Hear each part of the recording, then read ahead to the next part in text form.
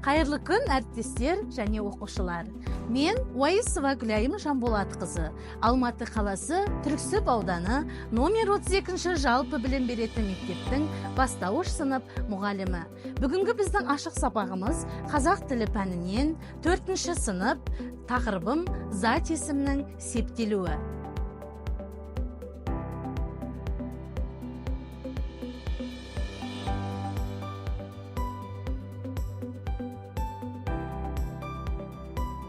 Кітабымызды ашамыз, бүгінгі күнімізді жазамыз. Қаңтардың 17-сі, сынып жұмысы, зат есімнің септелуі. Дәптерлерімізді ашамыз. Және барлықтарын жазып болсаңдар, үйге берілген тапсырманы қайталайық. Көкпар ойыны арқылы сұрақ, жауап.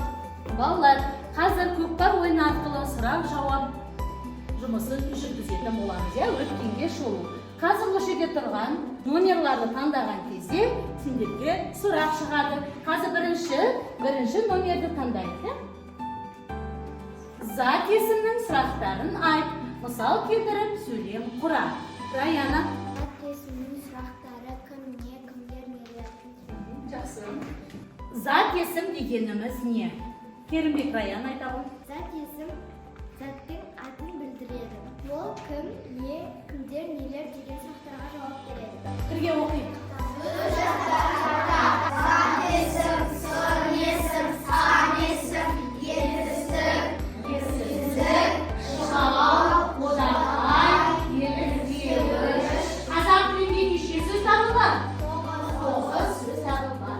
Балалар, бүгін біздің өтетін тақырыбымыз зат есімнің септелуі. Зат есім дегенді біз еске түсірдік, балалар? Енді зат есімнің септелуі дегеніміз сөйлемдердегі сөздерді бір-бірімен байланыстыру үшін жалғанатын жалғауларды септік жалғаулары дейді екенбіз, балалар. Қазақ тілінде 7 септік бар.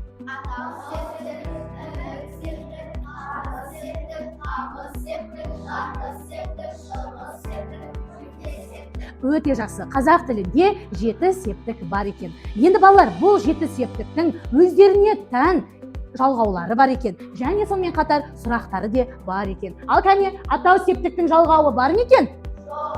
Ал, мысалы келтірейікші. Әке. Бірден талдап кетейік. Ілік септігі сұрақтарын айтамыз. Кімнің, ненің, жалғауларын айтамыз. Наңның, дыңдың, таңтың. Өте жақсы. Көмекке септік сұрақтары кіммен, немен. Өте жақсы, балалар. Міне, қазақ тілінде 7 септік бар екен. Қазір біз осы септіктермен жұмыс жасайтын боламыз. Септіктерді бір-бірімен құрастыра қойыңдар. Кәне тез құрастырамыз. Қай топ бірінші болады екен, кәне?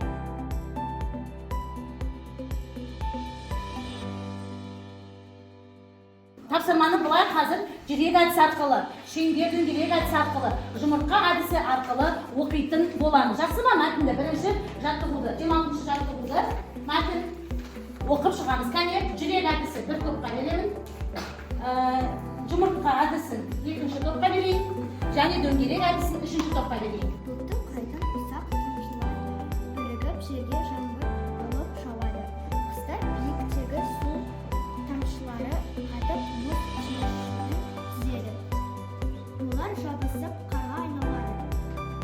Өте жақсы. Негі ауаның бір жерден екінші жерге ауысуы кезінде су тамшылары бір-біріне үйкеліп электрленеді. Өте жақсы. 26-шы жаттығуды біз спираль әдісі арқылы ауызша оқып шықтық. Кітабымызды 16-шы бетін ашамыз, 27-ші жаттығуға назар аударамыз. Кәне берілген аруына оқи қойшы. Сұрақтардың орнына ақ бөкен сөзін қойып, мәтінді көшіріп жаз. Сендерге тапсырма бар. Сол сұрақтың орнына қандай сөзді қой дейді?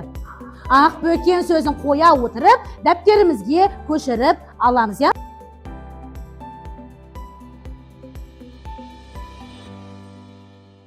Түбірі қайсы? Ақ бөкен, Жалғау. жалғауы, Табыс септігі өте жақсы. бөкеннің қорегі өсімді. Күз айларында көк шөптің қоры мол болса да жусанмен қоректенеді. Ақ бөкен түбірі жалғауының ілік септігінде жалғанып тұр. Өте жақсы. Кім сабаққа қатысып отыр? Алдарында тұрған бағалау шкаласымен өздеріңді бағалап отырыңдар, Ақбөкен түбірі, Д ол жалғауы, ол табыс септігінде жалғанған. Өте жақсы. Балалар, енді қараймыз. Зат есімнің септіктерін сөздермен сәйкестендіреміз.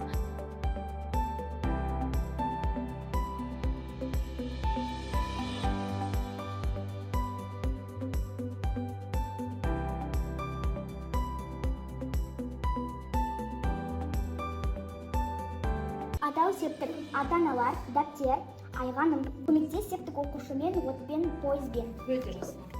Барыс септік, сабаққа, кітапханаға, ініге.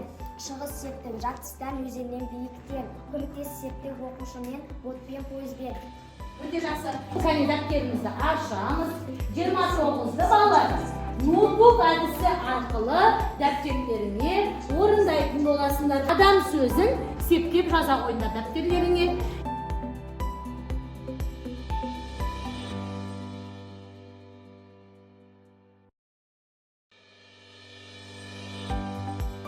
Адам сөзін септеп айта қой. Атау септік, ана, ірі септік, адамның, бас септік, адамға, табыс септік, адамды, жарты септік, адамда, шығыс септік, адамда, көмектес септік, адамның. Өте жақсы, бір балл саған. Атау септік, кім, адам, ілік септік, кімнің, адамның, бас септік, кімге, адамға, табыс септік, кімге, адамды, жарты септік, кімге, адамды, шығыс септік, кімнен, адамнан, көмектес септік, кіммен, адаммен. Жақсы. Балалар, қазір біз асық ойын ойнаймыз. Қай асық түседі, соның астындағы сөзді септеуіміз керек болады, иә? Ал кеттік. Жүгір, аш. Қандай сөз септеуі? Торсық. Атау септік, не торсық, ілік септік, ненің торсықтың, бары септік, неге торсыққа, табыс септік, нені торсықтан, жарты септік, неде торсықтан, шығыс септік, неден торсықтан, көмектес септік, немен торсықтан. Жақсы. Домбыра.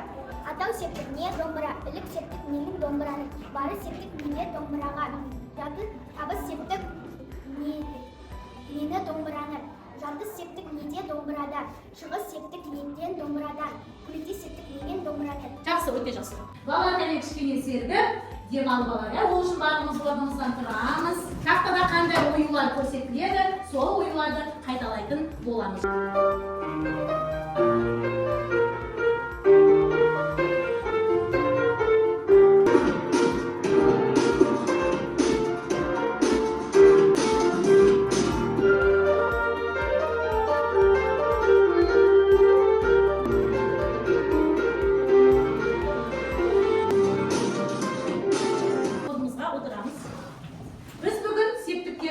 Солай ғой? Сол септіктерді енді қазір берген бізге сұрақтары берілген.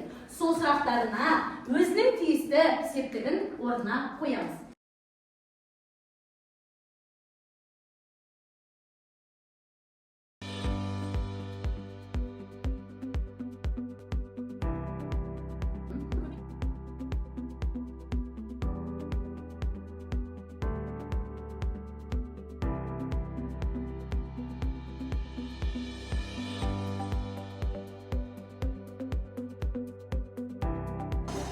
Өте жақсы балалар. Бүгінгі біздің зат есім септелуін жақсы меңгерген екенсіңдер. Сабақ сендерге ұнады ма?